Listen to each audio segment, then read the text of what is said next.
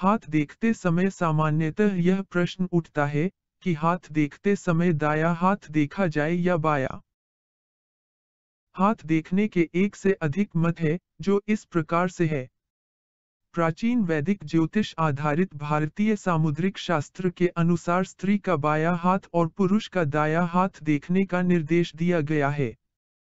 प्राचीन शास्त्र में यह भी संकेत मिलता है कि स्त्री यदि कामकाजी महिला हो यानी वह आत्मनिर्भर हो तो उसका दायां हाथ देखा जाना चाहिए। इसके विपरीत यदि कोई पुरुष बेरोजगार हो या आत्मनिर्भर न हो तो उसका बायां हाथ देखा जाना चाहिए।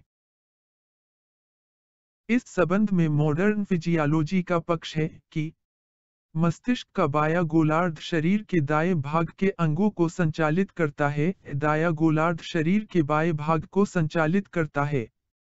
मस्तिष्क के शोध के अनुसार मस्तिष्क के बाएं गोलार्ध में गणित तथा विश्लेषण की योग्यता के केंद्र है, दायां गोलार्ध भाव जगत तथा ललित कलाओं से संबंधित है।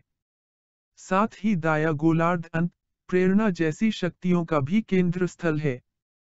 इन दोनों गोलार्धों का आपस में समन्वय होता है।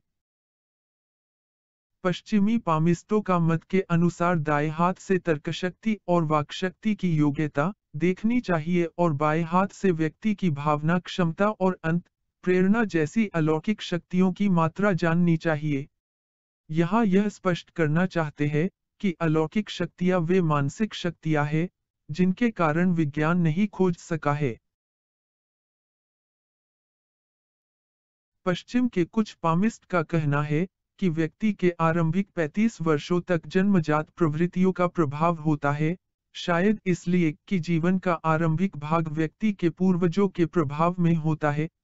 आयु के 35 वर्ष के पूर्व का विवरण बाएं हाथ के अनुसार बताना चाहिए और 35 वर्ष के बाद की आयु में व्यक्ति का भाग्य अपनी बुद्धिमानी से बनता है या अपनी मूर्खता से बिगड़ता है। 35 वर्ष के बाद का हाल दाएं हाथ से जानना चाहिए।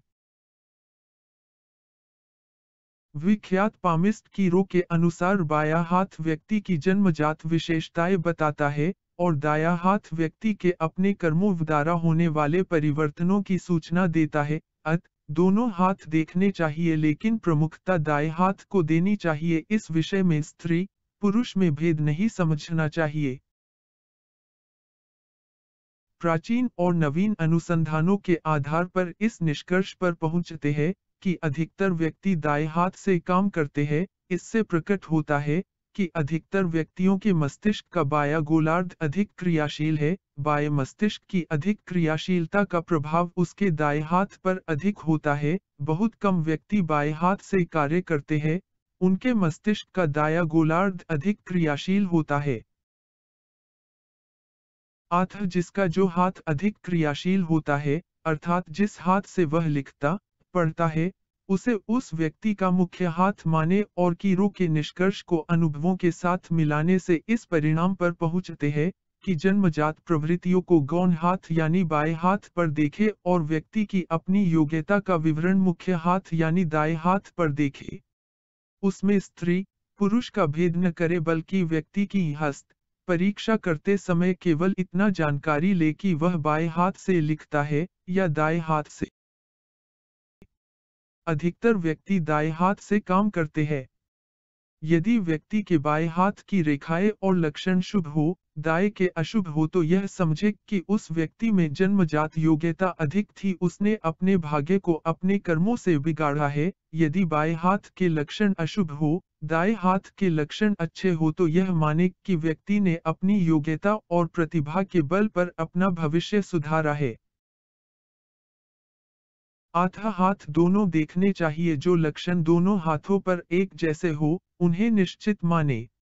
हाथ देखते समय अतिरिक्त महत्व मुख्य हाथ को दे, यानी यदि वह दाएं हाथ से लिखता है तो दाएं को मुख्य माने, बाएं से लिखता है तो बाएं को मुख्य माने। उसमें स्त्री पुरुष बालक वृद्ध का कोई भेद न करे। हाथ ऐसे होते हैं जिनमें दोनों हाथों की रेखाएं और लक्षण एक जैसे होते हैं। यदि ऐसा हो तो व्यक्ति के जीवन में अधिक उतार चढ़ाव नहीं होते।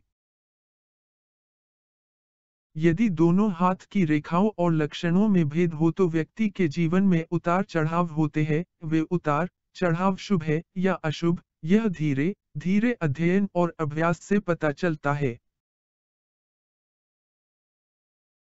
वीडियो को अंत तक देखने के लिए धन्यवाद।